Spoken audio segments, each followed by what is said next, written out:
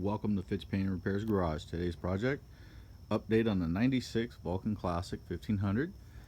We finally got the motorcycle running really well. We fixed the carburetor issue and that low end issue. It turned out to be, after we replaced all the internals on the carburetor, the intake manifold and gaskets, we rejetted the carburetor.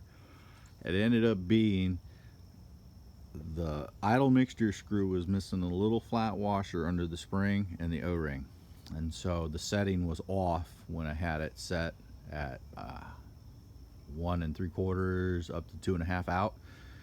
So it was running really rich at idle and it was fouling out the spark plugs, and then when you try to accelerate it was sucking air through the jet because it didn't have the O-ring.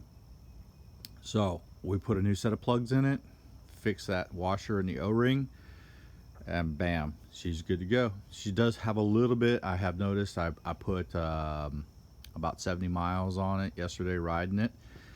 Took it out for about a 70-mile ride, only got off and shut it off once, and she fired right back up and ran great.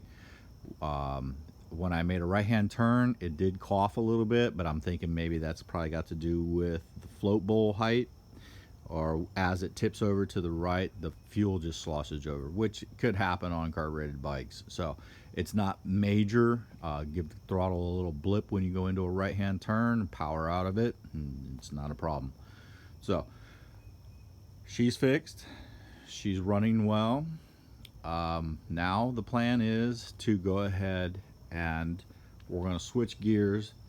We're going to remove the sidecar off of the 87 Honda Shadow, or 86 Honda Shadow 700, and we're going to attempt to put that sidecar on this bike, on the 96.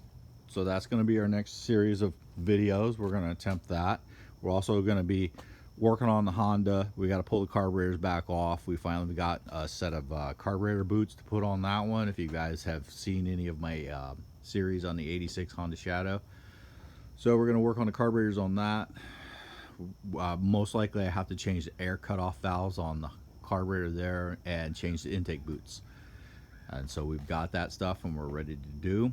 And we've got a lot of other things we're going to do that thing too. So, but we're going to attempt to put the sidecar on this. Hopefully it'll attach without any problems, but I might end up having to build some brackets to get it to attach the way I want. So stay tuned for all that, guys. But that 1996 Vulcan Classic 1500 with bad second gear ended up being a bad shift drum and a burnt shift fork with a little bit of wear on second gear engagement surfaces.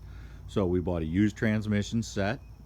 More information in previous videos on that when we fixed all that. Transmission's good. The engine oil leak has been fixed. It's not dripping any fluids except for a minor little coolant leak, and I just need to change the crush washer on the drain plug, and I'm just putting some miles on it right now until I do the first service. So once I've got a full 500 miles on this break-in service, we'll change the oil and we'll change the fluid and we'll fix all those other little issues. So I also changed the handlebars on it, put these handlebars on it. It gives my knuckle forward position. It's a lot more stable. We're going to see how well it handles with the sidecar, but I'll probably end up putting the stock handlebars back on it for the sidecar to see how it handles. All right, stay tuned for further projects.